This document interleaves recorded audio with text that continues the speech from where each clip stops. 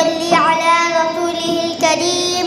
أما بعد فأعوذ بالله من الشيطان الرجيم. بسم الله الرحمن الرحيم. إنما يخشى الله من عباده العلماء. وقال النبي صلى الله عليه وسلم إن العلماء ورثة الأنبياء وإن الأنبياء لم يورثوا دينارا ولا درهما وإنما ورثوا العلم فمن أخذه أخذ بحظ وافر أو كما قال عليه الصلاة والسلام. یہ علم و ہنر کا گہوارہ تاریخ کا وہ شہپارہ ہے. یہ علم و ہنر کا گہوارہ تاریخ کا وہ شہپارہ ہے.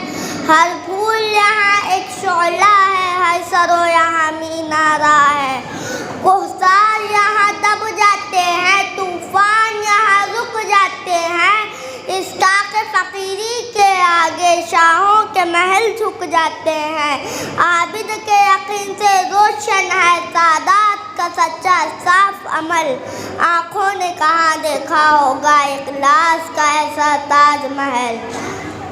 محترم اساتذہ اکرام اور گرامی قدر سامعین, السلام علیکم ورحمۃ اللہ وبرکاتہ. آج میری تقریر کا عنوان بڑا اہم اور اخذ ہے جو دینی مدارس کی اہمیت و ضرورت سے معنون ہے.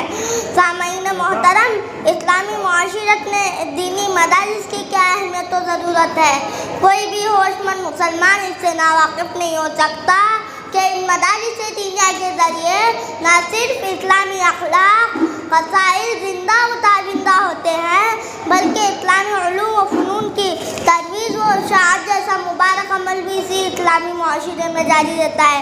پھر یہ بات بھی روزے روشن کی طرح واضح ہے کہ قرآن و حدیث کی تعلیمات کے بغیر کسی اسلامی معاشرے کی بقا اور قیام کا تصور نہیں کیا جا سکتا. اسلامی تعلیمات ہی پر کسی اسلامی معاشرے کی بنیاد رکھی جا سکتی ہے.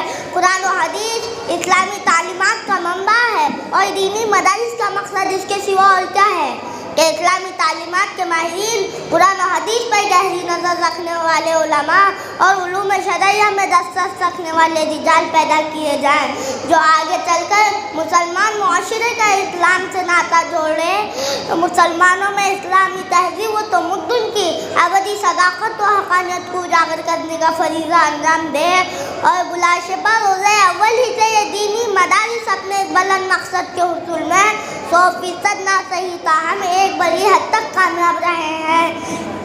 آج پوری دنیا میں خصوصاً بر صغیر ہند و پاک میں جو اسلام کی روشنی نمایاں نظر آ رہی ہے در حقیقت وہ انہی مدارس کا فیض و اثر اور مرہون منت ہے.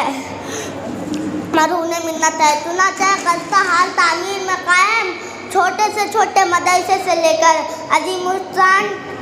عظیم الشان تعمیر میں کئی زیادہ عزگاہیں بچوں کو قرآن و حدیث کی تعلیمات کا نظر و نواز منظر ہے. بچوں کو قرآن پڑھنے اور طلباء کو حدیث فقہ سیکھنے کی صورت میں آپ کو ایک سا نظر آئے گا. گرامی قدر احباب, آپ توجہ فرمائیں, آج ان مدارس میں پروپیگنڈا زور و شوروں سے جاری ہے. ان پر نتنے اعتراضات بھوچار ہے. اسلام کے ابدی دشمن انگریز, یہود و ہنود اسلام کے انقلاب کو مٹانے میں مصروف ہے. لیکن میری بات سن لیجئے, ذہن نشین کر لیجئے اور میرے اسلاف کے کردار کا مطالعہ کر لیجئے.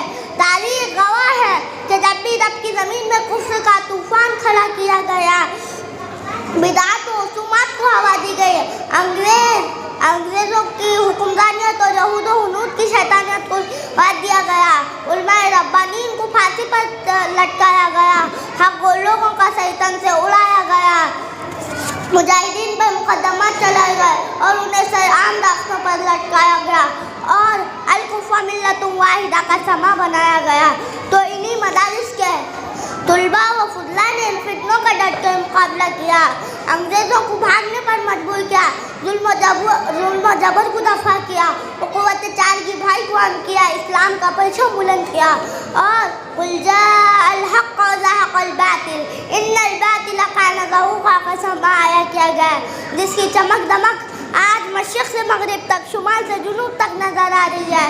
سامعین محترم، ان مدارس نے ہزاروں مفسر، محدث، مفتی، متکلم، محقق، مدفق، مناظر، معلم، مبلغ، مدبر، مفکر، مقرر، سیاستدان، صحافی، شاعر تیار کیے اور ہزاروں فقہاء، علماء، فضلاء، فصحاء، ادباء، بلغاء، صلحاء، اتقیاء، اذکیاء، اصفیاء و اکابر و شیوخ پیدا کیے ہیں، جس کے تذکرے سے ایمان کو تازگی، اذہان کو پاکیزگی، روحوں کو شیشاری، عمل کو بیداری، نظر کو ٹھنڈک، زبان کو شیرینی، دل کو حلاوت، عقیدے کو پختگی، عمل کو شائستگی کی دولت نصیب ہوتی ہے۔ گرامی قدر احباب، انگریزی تعلیم سے نشو و نما پانے والے، کالج اور یونیورسٹیوں کی فضا میں پڑھنے بڑھنے والے مفکر ملت علامہ محمد اقبال کی قلندرانہ نگاہ اتنی دور تھی جو انہوں نے دینی مدارس پر لکھی۔ اس بات کا اندازہ آپ ان کے تحریر کی بخوبی سے لگا سکتے ہیں۔ فرمایا، ان مکتبوں کو اسی حالت میں رہنے دو، ان مکتبوں کو اسی حالت میں رہنے دو، غریب مسلمانوں کے بچوں کو انہی مدارس میں پڑھنے دو۔ اگر یہ ملا اور درویش نہ رہے تو جانتے ہو کیا ہوگا؟ جو کچھ ہوگا میں اسے اپنی آنکھوں سے الس اور غرناطہ میں دیکھ آیا ہوں۔ الغرض دینی مدارس کے بغیر امن و امان کا قیام اور تخصص کی بقا مشکل ہی نہیں بلکہ ناممکن ہے۔ وما علینا الا البلاغ۔